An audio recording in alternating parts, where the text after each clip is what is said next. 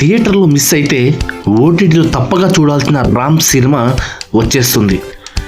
Energetic star Ram Pothineni నటించిన Andhra king తాలూకా ఇప్పుడు theatre తర్వాత నేరుగా ఓటీటీలో ఎంట్రీ ఇవ్వబోతుంది.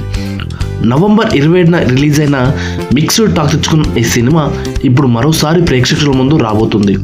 తాజా సమాచారం ప్రకారం డిసెంబర్ 25 నుంచి నెట్ఫ్లిక్స్లో స్ట్రీమింగ్ కానుందని సమాచారం. త్వరలోనే దీనిపై అధికారిక అనౌన్స్మెంట్ వచ్చే ఛాన్స్ కూడా ఉంది. ఈ సినిమా కథ 2002 గోదావరి జిల్లా బ్యాక్డ్రాప్లో నడుస్తుంది.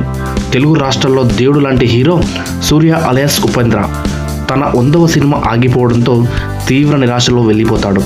అదే సమయంలో ఆ హీరోకి అతిపెద్ద అభిమాని అయిన సాగర్ అలియాస్ రామ్ పోతినేని తన ప్రేమ, తన హీరో కెరీర్ రెండింటిని కలిపి ఓ ఛాలెంజ్ తీసుకుంటాడు.